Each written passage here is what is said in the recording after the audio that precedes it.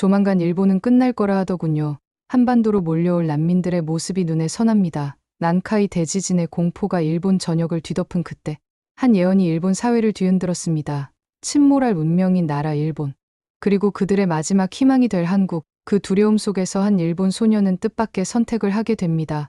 운명처럼 찾아온 한국행. 하지만 그곳에서 그녀가 발견한 것은 누구도 예상치 못했던 충격적인 진실이었는데요. 과연 그녀는 무엇을 보았을까요? 그 특별한 이야기를 지금부터 함께 들어보도록 하겠습니다. 그 전에 잠깐 1초 만에 누를 수 있는 좋아요 버튼을 꼭 눌러주시면 영상 제작에 큰 힘이 됩니다. 그럼 바로 사연 시작하겠습니다. 안녕하세요. 저는 치쿠바 대학 부속 고등학교에서 졸업을 앞둔 유이카라고 합니다. 졸업을 앞두고 저희 학교는 한국으로 수학 여행을 떠나기로 했는데 다른 학교들이 대부분 호주나 유럽으로 떠나는 것과는 달리 한국으로 결정되었다는 소식을 들었을 때 저희 마음은 이루 말할 수 없는 설렘과 불안이 교차했습니다. 일본에서는 한국과 다르게 3월이 되면 각 학교에서 졸업식을 하고 4월이 되면 새로운 시작을 맞이해요.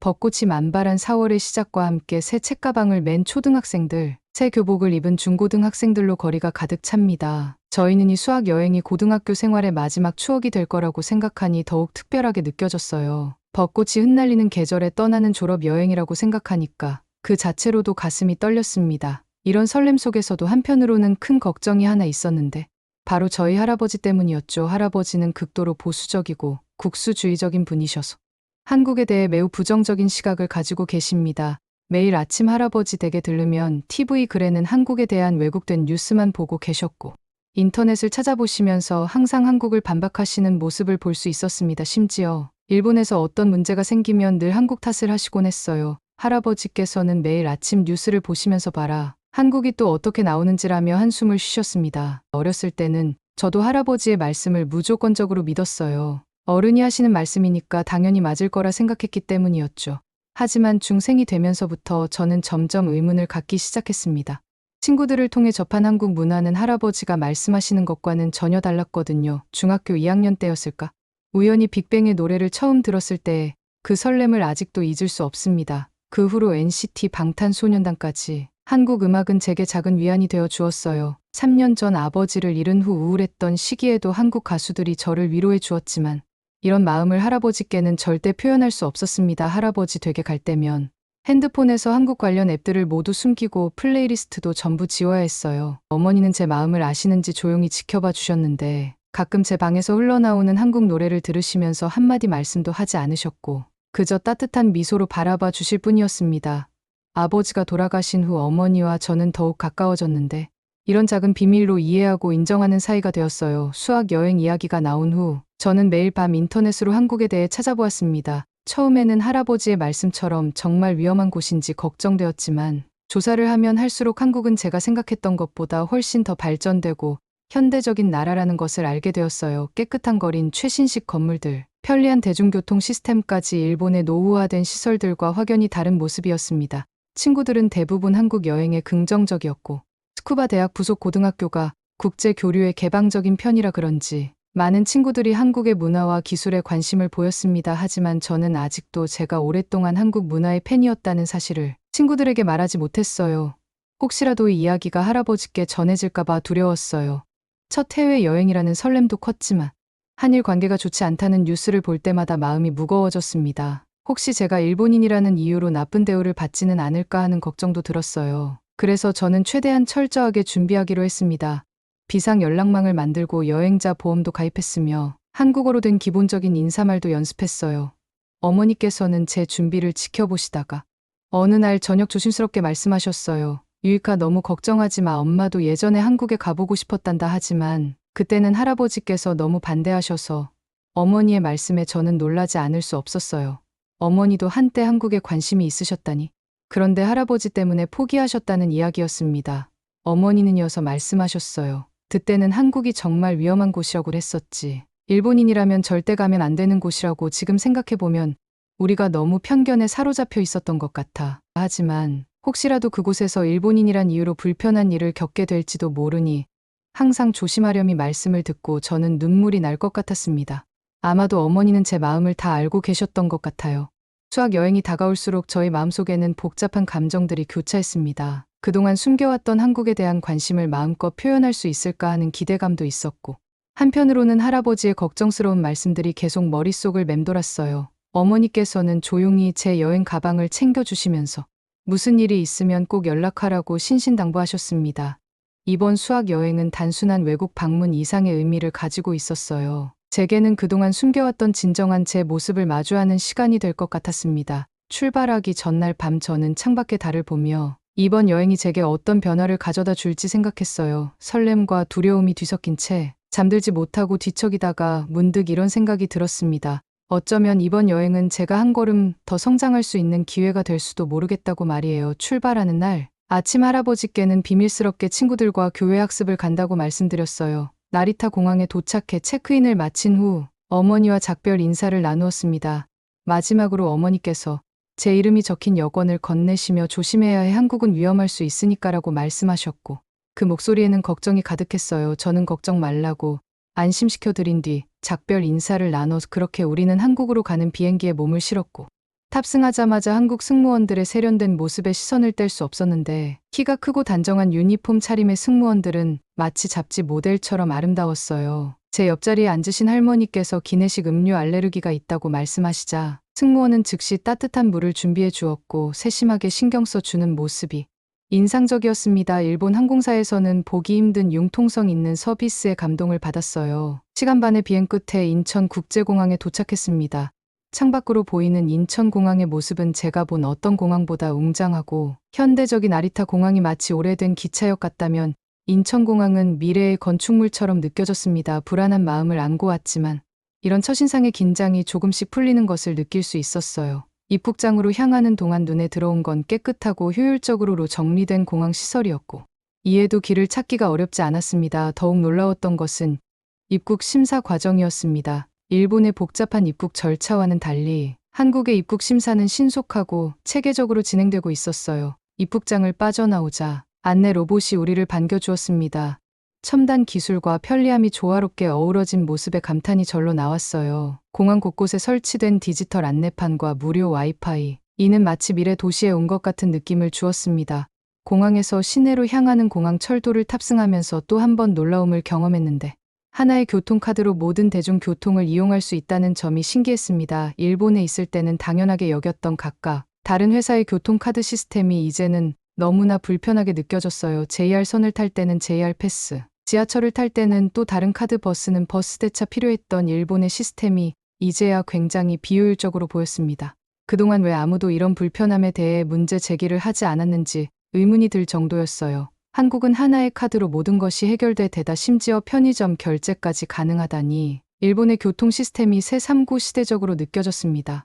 이제 막 시작된 한국에서의 첫 경험들은 제가 알고 있던 한국의 모습과는 사뭇 달랐어요. 할아버지의 걱정과는 달리 이곳은 오히려 일본보다 더 발전된 모습을 보여주고 있었습니다. 처음 느낀 한국의 첫인상은 제 마음속 불안감을 조금씩 지워주고 있었어요. 어쩌면 이번 여행에서 일본이 한국에게서 배워야 할 점들을 발견하게 될지도 모르겠다는 생각이 들었습니다. 공항 철도를 타고 가는 동안 저는 임산부 배려석이 비어있는 모습이 눈에 들어왔는데요.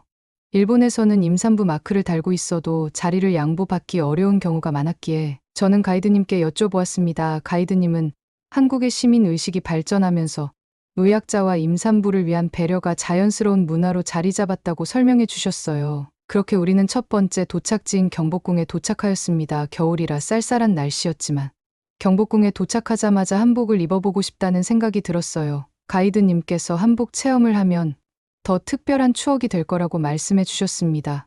두꺼운 개량 한복을 골라 입으니 생각보다 따뜻했고 고운 자세의 한복을 입은 제 모습이 거울에 비이자 마음이 설렜습니다. 경복궁으로 들어서자 웅장한 건축물들이 눈앞에 펼쳐졌는데 일본 성과는 전혀 다른 아름다움이 느껴졌어요. 가이드님의 설명에 따르면 경복궁은 조선 왕조 제1의 법궁으로 일본의 항공과는 또 다른 독특한 건축 양식을 가지고 있다고 해요. 경회로 앞에 도착했을 때 가이드님께서 갑자기 목소리를 낮추시며 이야기를 시작하셨습니다. 1895년 일본이 저지른 명성황후 시해 사건에 대한 이야기를 전하기 위해서였죠. 당시 조선 주재 일본 공사였던 미우라 고로를 중심으로 일본군과 낭인들이 경복궁의 무력으로 침입해 명성황후를 살해했다는 충격적인 사실을 들었습니다. 더욱 놀라웠던 것은 이 사건의 배후에 당시 일본 총리 이토 히로부미와 강들이 있었다는 점이었어요. 명성황후가 러시아와의 외교를 통해 일본의 침략을 막으려 했기 때문이라는 설명을 듣고 일본교 서에서는 전혀 배우지 못했던 역사적 진실에 가슴이 무거워졌습니다. 한 나라의 왕비를 잔인하게 살해했다는 사실에 충격을 받았어요. 더구나 이런 중요한 역사적 사실이 일본 교과서에서는 전혀 다루어지지 않았다는 점이 부끄럽게 느껴졌습니다. 할아버지께서 늘 한국을 부정적으로 보신 것, 어쩌면 이런 불완전한 역사 교육 때문이 아니었을까 하는 생각이 들었어요. 경복궁 곳곳을 거닐며 가이드님의 설명을 들을수록 일본과 한국의 역사는 깊이 얽혀 있다는 것을 실감했습니다. 청일 전쟁 이후 일본이 경복궁을 점령하고 조선의 내정을 장악해가는 과정, 명성황후가 러시아와의 외교를 통해 일본의 세력을 견제하려 했던 노력들, 그리고 그로 인해 비극적인 최후를 맞게 된 이야기를 들으며 화려한 단청과 아름다운 한옥의 곡선 사이로 슬픈 역사의 흔적들이 숨어 있음을 느꼈어요. 한복을 입고 궁궐을 거닐며 과거로의 시간 여행을 하는 것 같았지만 동시에 우리가 알아야 할 진실한 역사가 너무나 많다는 것을 깨달았습니다. 일본이 이 사건을 조선의 내부 분쟁으로 위장하려 했다는 사실, 그리고 그 진실이 외국인들의 증언으로 밝혀졌다는 이야기는 역사적 진실을 마주하는 것이 얼마나 중요한지 다시 한번 생각하게 했어요. 근정전 앞 넓은 마당에 서서 뒤를 돌아보니 현대적인 서울 도시 풍경과 고궁의 전통적인 모습이 한 프레임에 담겼어요. 마치 과거와 현재가 공존하는 것처럼 보였습니다. 이런 모습을 보며 역사는 단순히 지나간 이야기가 아니라 현재를 이해하고 미래를 바라보는 중요한 거울이라는 생각이 들었어요. 무거운 역사의 흔적을 뒤로하고 우리는 가이드님의 안내에 따라 롯데월드로 향하는 길에 지하철역으로 가는 길에서 달콤한 빵 냄새가 우리의 코끝을 스쳤습니다. 그러자 하얀 종이 봉투에 담긴 갓 구운 델리 만주를 가이드님께서 나눠주셨는데 겉은 바삭하고 속은 부드러운 달콤함이 입안 가득 퍼졌어요. 이 맛은 어디에서도 맛볼 수 없는 맛이었고 너무 달콤했습니다. 지하철 역사 안에서 델리 만주를 먹으며 주변을 둘러보니 한국 사람들의 단정한 모습이 눈에 띄었는데 깔끔한 정장 차림의 회사원부터 단정한 교복을 입은 학생들까지 모두가 깨끗하고 정돈된 모습이었어요. 문득 제 옷매무새를 다듬게 되었고 빵 부스러기 하나 남기지 않으려 조심스레 먹게 되었습니다. 이런 깔끔한 분위기 때문인지 지하철 역사도 놀랄 만큼 청결했다. 창밖으로 스쳐 지나가는 서울의 풍경을 바라보았어요. 경복궁에서 보았던 전통적인 모습과는 또 다른 현대적이고 세련된 도시의 모습이 인상적이었습니다. 깨끗한 거리와 반듯한 건물들, 세련된 패션의 시민들로 가득한 서울의 모습은 마치 영화 속 한 장면 같았어요. 일본의 도시와는 또 다른 현대적인 세련미가 느껴졌습니다. 우리는 롯데월드에 도착하자 화려한 실내놀이 공원의 모습에 눈이 휘둥그레졌다. 그와 또 다른 매력이 있었습니다. 실내놀이 공원의 깔끔한 환경에 감탄하면서 입장을 기다리는데 앞에서 있던 한국 대학생들이 우리가 일본에서 왔다는 걸 알아채고 친근하게 말을 걸어 주었습니다. 놀이기구를 타기 위해 줄을 서 있는 동안 그들은 일본 애니메이션과 게임에 대해 이야기를 나누며 공통의 관심사로 대화를 이어갔어요. 서로의 문화에 대한 이야기를 나누다 보니 30분이 넘는 대기 시간이 금방 지나갔습니다. 하지만 즐거운 시간도 잠시 너무 흥분된 마음을 가라앉히지 못하고 저는 놀이기구를 타고 내려와 계단을 걸어 내려가던 중 발목이 접질리면 넘어지고 말았어요. 순간 무서웠지만 근처에 있던 한국인 남성분이 재빨리 다가와 일으켜 주셨습니다. 체격이 크고 듬직해 보이는 그분은 의무실 아지 부축해 주시겠다고 손을 내밀었는데 마침 지나가던 롯데월드 의료팀에게 저를 안전하게 인계해 주셨습니다. 의무실에서 치료를 받는 동안에도 친절한 직원분들의 배려가 이어졌습니다. 일본어로 된 안내문을 준비해 두었다며 보여주시고 상태를 꼼꼼히 체크해 주시는 모습에 감동을 받았어요. 미디어에서 보았던 차가운 한국인의 모습은 어디에도 없었습니다. 발목 치료를 마치고 나오니 아까 그 대학생들이 걱정되어 기다리고 있었다며 다가왔어요. 괜찮냐며 걱정해 주는 그들의 모습에서 진심 어린 따뜻함이 느껴졌습니다. 처음 만난 외국인을 이렇게까지 걱정해 주다니 할아버지의 우려와는 전혀 다른 모습이었어요. 놀이공원이라는 공간에서 만난 한국인들의 친절과 배려는 제가 알고 있던 한국의 이미지를 완전히 바꿔놓았습니다. 세대와 국적을 넘어선 따뜻한 교류는 제 마음속 편견을 조금씩 지워가고 있었어요. 롯데월드에서의 즐거운 추억을 뒤로하고 피곤한 몸을 이끌고 숙소로 돌아와 몸의 피로를 풀기 위해 일찍 잠자리에 들었습니다. 다음 날 아침 한강 난지 캠핑장으로 향하는 버스 안에서 어제의 따뜻했던 기억들을 되새기며 미소 지었습니다. 한강 난지 캠핑장에 도착하자마자 눈앞에 펼쳐진 광활한 전경에 감탄이 절로 나왔는데요.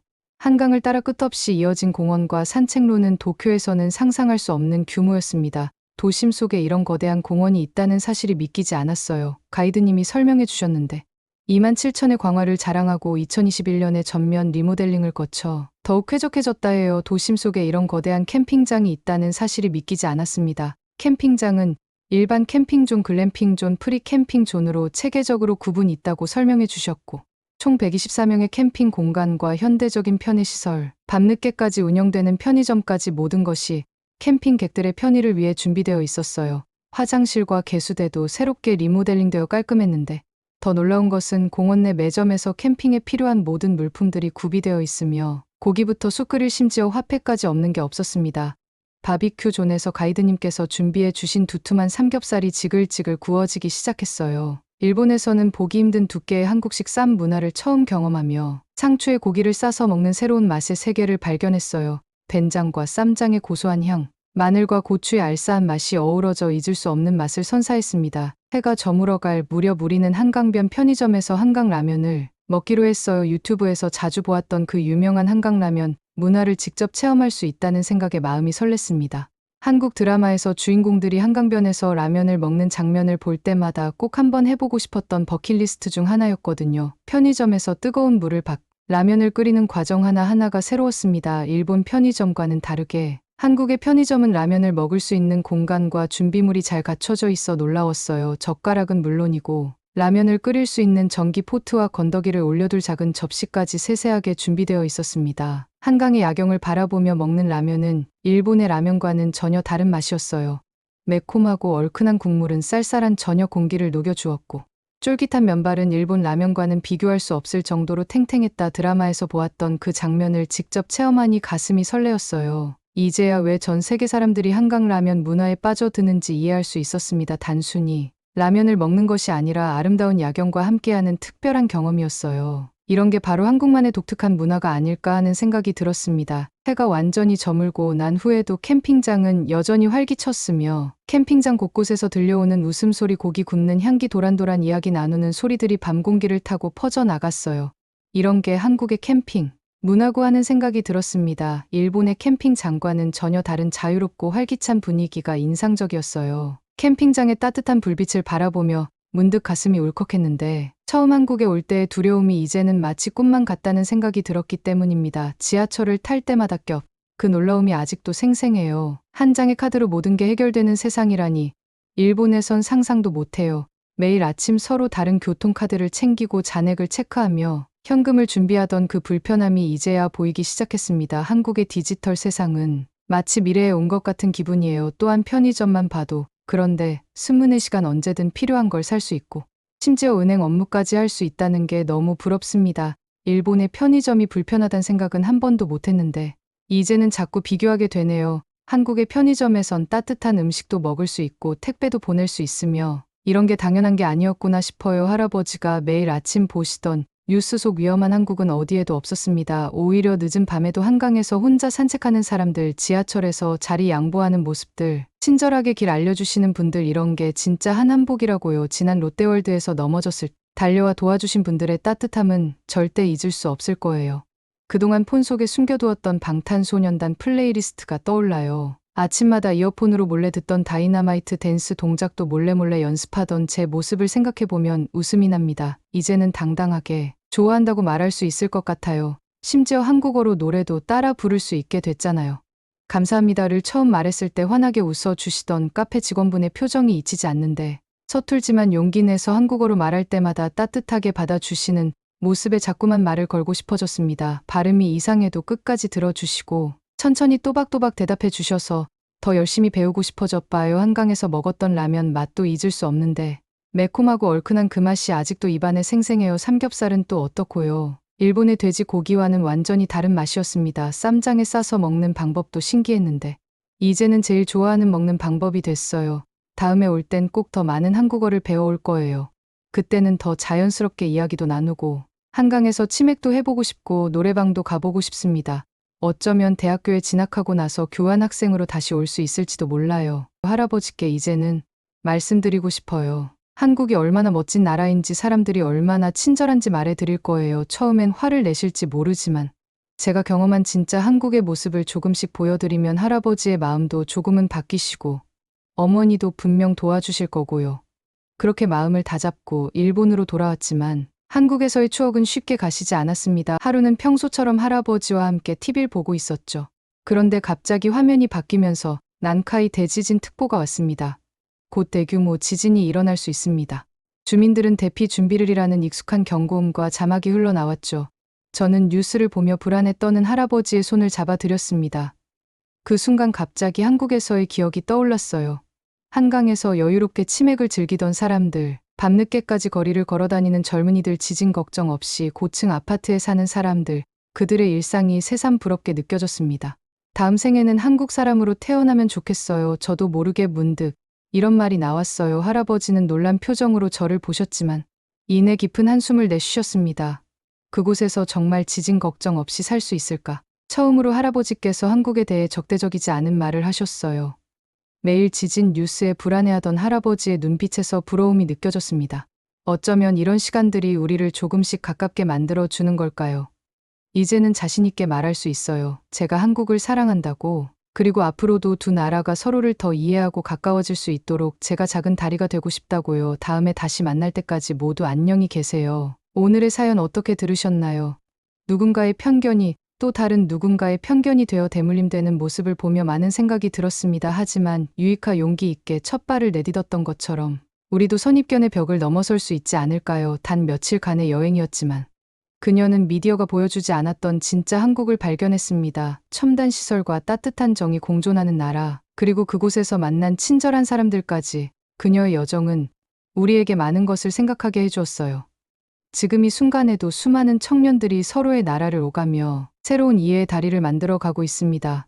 과연 유이카 돌아가서 할아버지의 마음을 어떠 움직였을까? 여러분의 생각을 아래 댓글에 남겨주세요. 그리고 감동적인 사연을 주변 사람들과 공유하고 함께 이야기 나눠보세요. 마지막으로 1초밖에 걸리지 않는 구독과 좋아요, 알림 설정은 영상 제작에 큰 힘이 됩니다. 지금까지 감동을 담아 여러분께 진심을 전하는 감동 담기 있습니다. 오늘 하루도 행복한 하루 보내세요.